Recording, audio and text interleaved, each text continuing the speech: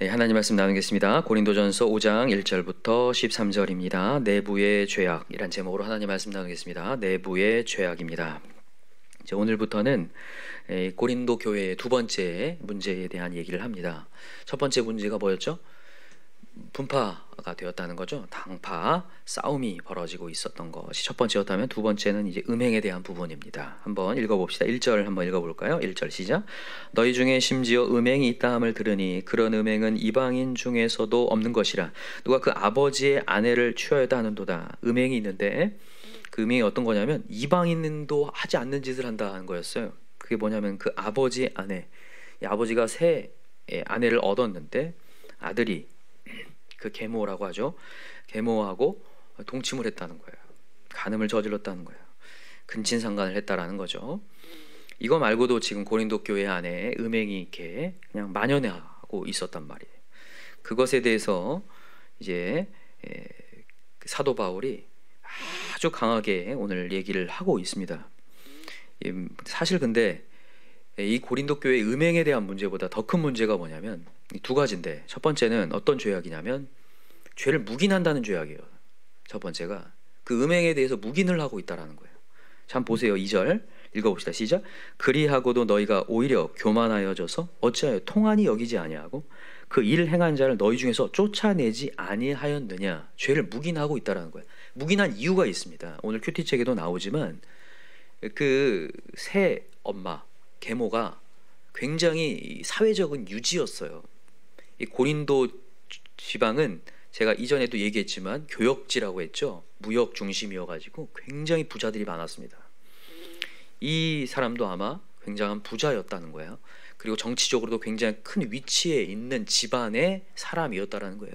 이런 사람이 교회에 왔으니까 큰 도움이 될 것 같으니까 쫓아내면 뭔가 교회에 좋을 게 없다는 생각을 가진 거예요. 그래서 그 죄를 묵인한 거죠. 야, 자 읽어봅시다. 3절 시작. 내가 실로 몸으로는 떠나 있으나 영으로는 함께 있어서 거기 있는 것 같이 이런 일 행한 자를 임비 판단하였노라 라면서 이제 그를 어떻게 하라고 얘기하는지 4절 5절 시작. 주 예수의 이름으로 너희가 내 영과 함께 모여서 우리 주 예수의 능력으로 이런 자를 사탄에게 내어주었으니 이는 육신은 멸하고 영은 주 예수의 날에 구원을 받게 하려 함이라. 자, 여기까지만 읽어봅시다. 여러분 이런 죄악이 발견되었을 때 과연 어떻게 해야 될지에 대한 부분인데, 사도 바울은 그를 쫓아내서라도 그를 건져내야 된다는 얘기를 해요. 왜냐하면 여러분 죄는 반드시 영혼을 죽입니다. 죄의 싹은 뭡니까? 사망입니다. 이걸 확실히 아셔야 돼요. 어떤 성도님들은 이걸 착각하는 분들이 있어요. 잠언 17장에 보면 이런 말씀이 있어요. 허물을 덮어주는 자는 그를 사랑하는 자다, 이렇게 얘기를 해요. 그래서 허물을 덮으려고 하는 분들이 있는데 덮는 것을 착각하는 거예요. 이거는요. 여러분 허물을 덮는 거는 어떨 때 덮는 거냐면 회심할 때 덮는 겁니다. 그래서 여러분 잠언 17장을 잘 읽어보면 허물을 덮어준 자는 사랑하는 자지만 거듭 말하는 자는 이간하는 자다, 이렇게 돼 있거든요. 거듭 말한다는 것은 이 사람이 회심했는데도 계속 과거를 들추어내서 이 사람을 아예 그냥 싹을 밟아버린다, 이런 얘기예요. 그러니까 허물을 덮어주는 거는 누구한테 해당되는 거냐면 사도 바울이 원래는 이 예수 믿는 사람 죽이러 다녔죠. 그러고 나서 다메섹 도상에 주님 만나잖아요. 주님 만난 다음에 이제 교회 앞으로 왔더니 교회에 앉아있는 성도들이 그를 못 받아들여요. 무서워요. 이 사람이 어떻게 될지 모르니까 막 무서워가지고 이 사람이 이거 진짜 살인자 아닌가, 무서운 사람 아닌가 막 이러고 있는데, 그때 그를 대변했던 사람이 바나바거든요. 그때 쓰는 단어예요. 허물이 덮어주는 자, 사랑하는 자다라는 게 어떤 의미인지 아시겠죠? 죄악을 무조건 묵인하는 건 허물 덮어주는 거 아닙니다. 죄악을 계속 묵인하는 순간 큰일이 나요. 여러분 하나님은 절대로 죄를 덮지 않아요. 죄를 제거하고자 오신 거지. 얼만큼 죄를 미워하시는지 자신의 외아들을 보내면서까지 죄를 제거하셨어요. 자 보세요. 노아의 홍수 시대 때 왜 홍수로 멸하셨냐면 그때 하나님의 아들들이 사람의 딸들 취해서 네피림이 나왔어요. 네피림은 무슨 뜻이냐면 타락한 자라는 뜻이거든요. 이 타락한 자들이 나왔어요. 그들이 큰 거대한 문화를 형성했단 말이에요. 그런 음행을 하나님께서 두고 보지 않습니다. 홍수로 멸해버리지. 또 하나의 진멸 사건이 있는데 여러분 소돔과 고모라 사건입니다. 얼마나 소돔과 고모라가 음행이 심했는지, 간음이 심했는지, 동성애가 심했는지, 손님이 와도 관광가 상관해야겠다고 얘기할 정도로 만연한 곳. 하나님이 내버려 두지 않아요. 하늘에서 뭐가 내려옵니까? 유황불이 내려서 진멸을 해버려요. 또 하나, 여러분, 가나안 땅 이스라엘 백성을 통하여서 하나님 뭐 하라고 하십니까? 진멸하라고 하죠. 왜 진멸하는 줄 아세요? 여러분, 노아가 이제 홍수가 끝난 다음에 뭘 마십니까? 포도주를 마시고 이렇게 누워 있는데 그 중에 아들이었던 함이, 그죠? 그의 하체를 범합니다. 그죠? 그리고 나서 노아가 일어나서 누구를 저주하냐면 가나안을 저주해요. 함의 아들 가나안을 저주한다고요. 그 가나안 족속이 가나안 땅에 살고 있었던 거거든요. 여러분, 이 음행이 함의 음행이 자녀에게 연결되어서 가나안 족속이 그 당시에 아주 간음과 음행이 심했단 말이에요. 그 당시에 가나안 족속에는 아세라 목상이라든지 바알 신상이라든지 그 모든 게 다 그 신전 앞에서 얼마나 음행한 짓을 많이 하는지 모르겠어요. 그것을 하나님 두고 보지 않는다는 거예요. 그래서 이스라엘 백성으로 하여금 이 가나안 족속을 다 진멸하라. 이 세 가지 사건만 봐도 여러분, 하나님은 죄를 진짜 미워합니다. 그래서 죄는 어떻게 해서라도 제거되어야 돼요. 여러분과 제가 오늘도 죄를 묵인할 게 아니라 어떻게 해서라도 기도해서라도 하나님, 저 영혼이 깨닫게 도와주십시오. 돌아오게 도와주십시오. 중요한 건 뭐냐면 우리 마음 가운데 저 영혼을 살리려고 하는 마음이 있어야 된다는 거죠. 사도 바울은 그 얘기를 하는 거예요. 5절에 이런 자를 사탄에게 내어주었으니 이는 육신은 멸하고 영은 주 예수의 날에 구원을 받게 하는, 영이라도 구원받게 하자. 그러나 죄를 묵인하는 순간 그 죄악으로 말미암아 그 사람은 완전히 구원을 얻지 못하게 될 것이다를 얘기하는 거예요. 그러니까 여러분, 우리 죄를 묵인하면요 다 죽습니다. 대표적인 예가 이 엘리 제사장의 아들들이에요. 엘리 제사장이 분명히 그 아들들이 잘못한 걸 알거든요. 근데 좋게 타이를 뿐이에요. 그 묵인한 거랑 똑같다거든요. 하나님이 얘기해요. 나를 존중히 여긴 자를 내가 존중하겠다. 나를 멸시한 자 난 멸시해버린다. 이렇게 얘기하시거든요. 그러니까 엘리 제사장은 하나님보다 자녀를 더 존중히 여겼다는 거예요. 죄를 묵인했다라는 거예요. 결국에는 그것이 어떻게 되냐면 이스라엘 전체로 멸망을 치닫게 하는 거거든요. 법궤가 빼앗기고 그냥 죽임을 당해버리잖아요. 엘리 제사장조차도 죽임을 당하는. 여러분과 제가 오늘도 죄에 대한 경각심이 강력해야 돼요. 아, 죄는 정말 무서운 거구나. 정말 하나님께서 그거 모두를 다 진멸하실 만큼 아주 무섭구나. 그래서 죄는 묵인하지 않고 죄는 반드시 제거될 수 있도록 여러분 경각심을 가질 것 정말 중요한 줄 믿어요. 여러분, 죄는요 놔두면요 반드시 전염이 됩니다. 여러분, 우리가 바이러스가 이게 전염된다고 다 마스크를 쓰는데 이 지금 육적인 바이러스뿐만이 아니라 영적인 바이러스, 어둠의 영이 있다니까요. 어둠의 영은요 절대로 한 사람만 이렇게 갖고 가지 않습니다. 제가 이전에도 얘기했지만 이 바이러스하고 정말 똑같아요. 숙주가 있어야 돼요. 이전에 예수님이 이 거라사 지방에서 이 군대 귀신 들린 자 결국에는 그 내쫓으니까 어디로 갑니까? 돼지떼로라도 가서 그 돼지떼를 죽이잖아요. 그러니까 숙주가 있어요. 사단마귀는. 그래서 여기서 나가면 저기서 가고 이렇게 해서 계속 전염을 시킨단 말이에요. 그래서 다 죽이는 거예요. 그래서 교회라는 공동체 안에 죄를 이렇게 우리가 받아들이는 순간 다 죽여버리는 거죠. 이게 문화가 돼버려요.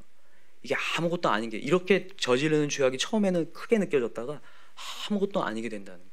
이런 음행이나 이런 것들이. 그래서 여러분과 제가 오늘도 경각심을 가지라고 이 메시지가 있어요. 자, 6절 읽어보세요. 시작. 너희가 잘하는 것이 옳지 아니하도다. 적은 누룩이 온 덩어리에 퍼지는 것을 알지 못하느냐. 너희는 누룩 없는 자인데 새 덩어리가 되기 위하여 묵은 누룩을 내버리라. 우리의 유월절 양 곧 그리스도께서 희생되셨느니라. 아멘. 여러분, 누룩이 퍼져가지고 다 못슬게 만든다는 거예요. 레위기 13장, 14장, 15장 쭉 보면 어떤 내용이 나오냐면 부정한 자가 만지는 것마다 부정하다 이런 얘기가 있어요. 만지는 것마다 부정하다. 되는 것마다 부정하다. 지금 우리 이 바이러스로 말하면 그 동선 체크하잖아요. 확진된 사람들. 그 사람 지금 어디 갔는지, 어디에 지금 오염시켰는지 막 그거 체크하잖아요. 똑같습니다. 죄악은 반드시 전염되어서 다 퍼지게 한다는 거예요. 그래서 죄에 대해서 경각심 갖고 여러분 우리 안의 죄악을 어서 계속해서 무너뜨립시다. 두 번째입니다. 두 번째는 뭐냐면 이 지금 이 고린도 교회가 착각을 하고 있는데 사실 이 고린도전서는 두 번째 편지예요. 고린도 교회 지금 사도 바울이 편지를 4번을 쓰거든요. 제가 이전에 말씀드렸죠.